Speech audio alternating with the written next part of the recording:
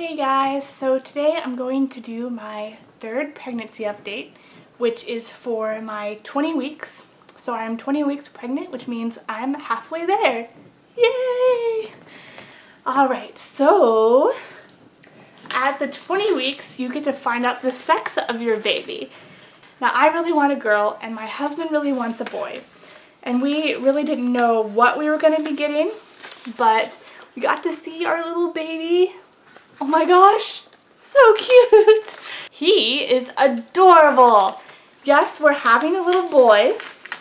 Here's some more pictures.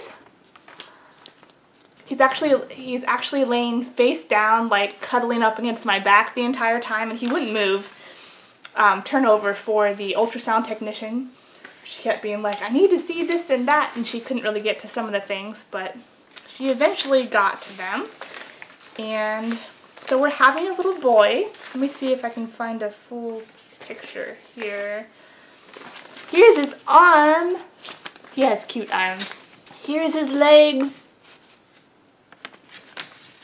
His feet, a foot and a leg. And there's a picture of his penis, which I'm not going to show you.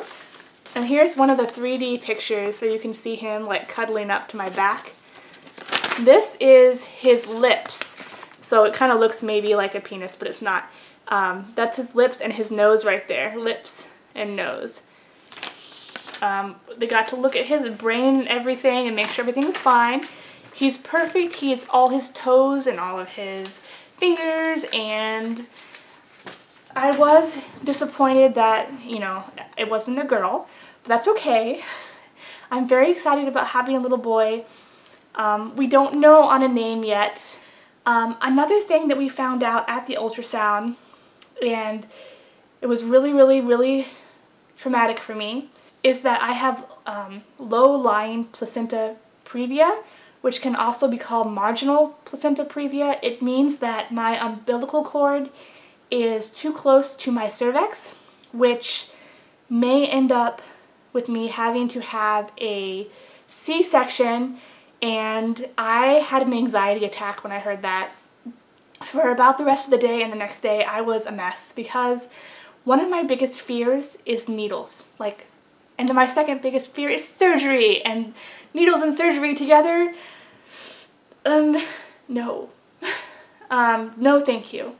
However, I don't have full-on placenta previa. I have stage 2. And there are 4 stages, and the 4th stage is when your placenta covers your entire cervix. So mine is just close to it, and I am praying so much that when my uterus grows, it pushes the placenta away. Now, you're at risk for this placenta previa thing, I found out after some Googling when I got home, if you've had multiple miscarriages. Because of the scarring it can leave on your uterus. There were some other risk factors like living at a high altitude. I don't. And smoking. I don't smoke, or I forget what the other one was. There were some other ones, but they didn't apply to me at all. Only the multiple miscarriage one is something that I've had. I've had 3 miscarriages, so I'm really trying to trust God here. I'm really trying to say, God, I trust you to give me the strength to have the birth that you want me to have. Even though I'm terrified, even though I'm really scared, and I don't know anything about C-section. Like, I'm going to write a regular birth plan, you know, the kind of birth that I want, and I'm going to write a C-section birth plan just in case. So this has made me really think about what I want in both areas. I'm trying not to think about it too hard. I cannot imagine having a C-section. I know that some people like C-sections, some people elect to have one. I am not one of those people. I literally cried like all day yesterday. So in 8 weeks we get to find out if it's gone closer to my cervix or further away. And I'm trying to trust God. I know I said that before. It's so hard. It's so hard when things feel so out of your control medically.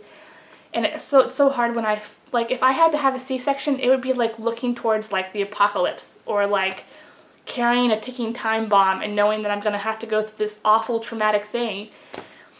And birth sounds kind of awful and traumatic too, but it doesn't sound as terrible as having a C-section does to me, just because of my fears. And if I do end up having the stage 4 placenta previa, there are a whole lot of more complications. It's very, very serious.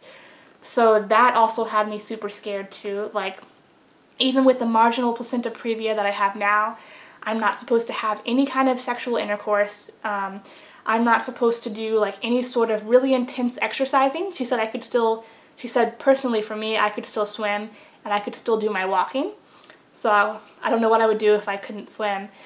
It's a lot to think about, and I never really knew this problem existed, and I don't know. I'm kind of babbling. I just have to wait 8 weeks, and we're going to find out, and I have to pray and trust God, because when it all comes down to it, I do want to honor God with my birth. I want the birth that God wants for me and the baby that God wants for me. And I don't want to try to take things into my own hands, and I don't want to have anxiety attacks over something I can't control. I want to trust God. So I really would appreciate your guys' prayers. If any of you have dealt with this issue before, any kind of comments would be really helpful. When it all comes down to it, I can get through anything with God, and I need to keep remembering that. So yeah, this is just my update pregnancy video. I now have a cute little bump, and it's going to get huge and bigger, and it's gonna get hot. I'm so tired of the snow, and I'm gonna have a baby in July, and it's a little boy. A little boy. I'm gonna have a little boy.